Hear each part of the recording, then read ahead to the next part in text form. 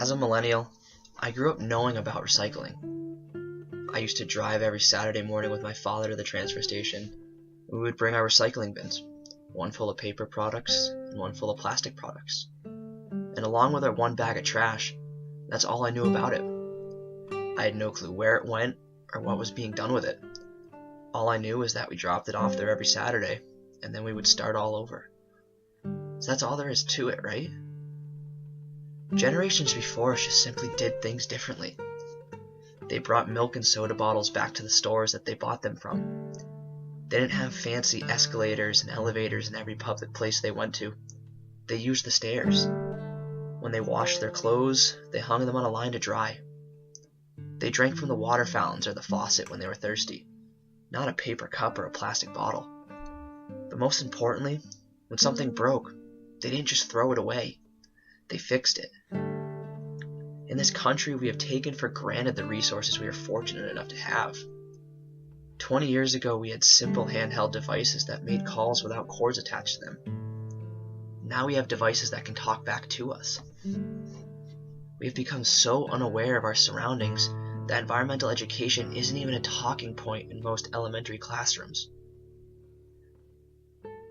While today's generation understands recycling, they're not the only ones on this planet. So then the question is, what are we going to do?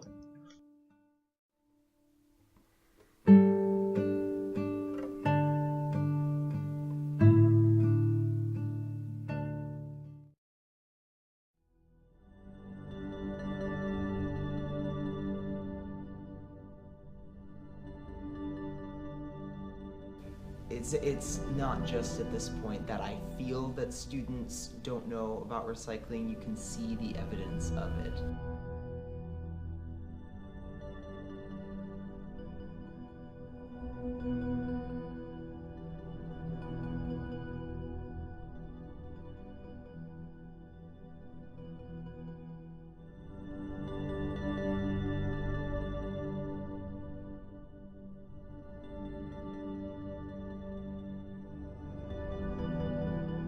We see when people don't understand the recycling that they're doing.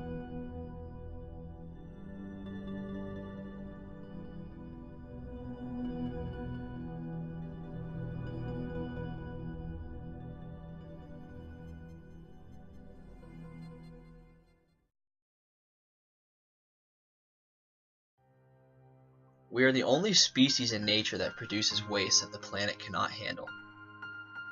All around us are ecosystem services that take care of nature's wastes, so why can't we learn from them? When a tree falls in the woods, it's only at the midpoint in its life. And when a bear walks through the woods, it leaves behind organic matter that helps to grow soil. All it takes is a little time spent in nature, and it is that time that helps you to truly appreciate the things that nature does to sustain itself. Over the past 4 years on a college campus, I've been able to see firsthand the laziness of my generation. Whether it's students throwing away their sports drink bottles in a trash can when there is a recycling bin directly next to it, or even students filling up their plates in the dining hall just to throw half of their food away. Some students attest their food waste to our campus composting the majority of its waste, but that should not be an excuse to take more and not consume it. And other students attest their non-reusable water bottle use to the lack of drinking sources on campus. But almost every building has a hydration station that is capable of filling up bottles with clean, fresh drinking water.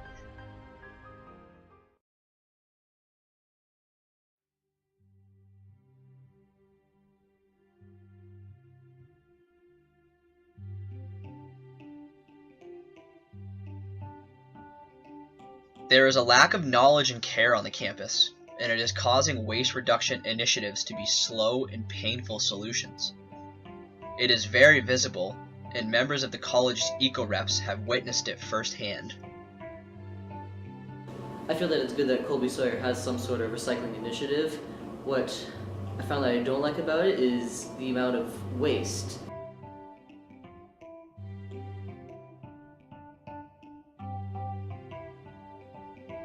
The eco reps at Colby Sawyer, our job part of it is handling the recycling on campus.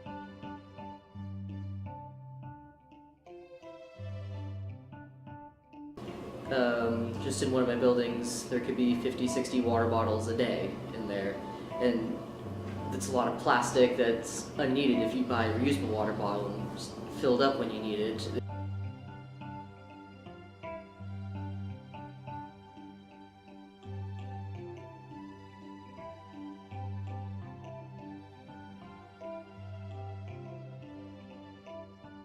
When people are confused about what goes where, we see all of that.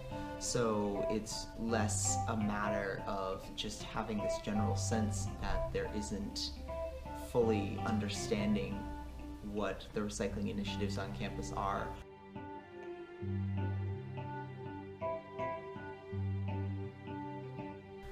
Yeah, you generally see the lack of understanding represented in what happens with the recycling on campus. You see food in the bins, you see people who take down our posters, you see damage done to the containers. But more importantly than that, you see this culture everywhere of people taking things and using things and not understanding what the value of those things are.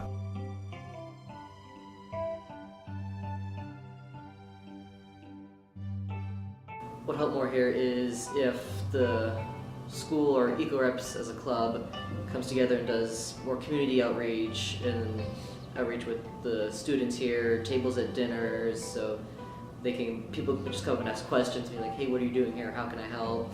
Just get more people aware of what we do. I think that Colby Sawyer specifically, it's really within our grasp to get to a point where sustainability and where recycling are really valued and appreciated as the important initiatives that they are.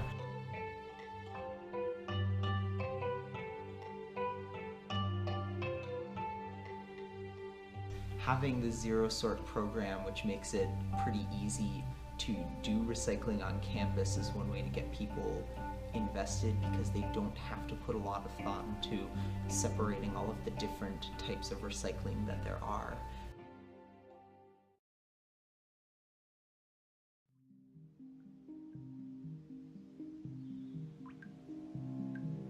We live in a society that's really based on this disposable culture.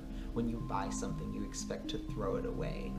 And that's a culture that we can't continue to sustain because it produces more and more waste that we'll continue to see the effects of for generations to come. It is possible to have a campus that is waste-free. All it will take is outreach, education, and a body of students who are excited about protecting the resources that they want their grandchildren to be able to enjoy. And all of those serve to just kind of remind people that we're here and we're real people, and that the choices that you make in regards to what you do and do not throw away is something that affects all of us.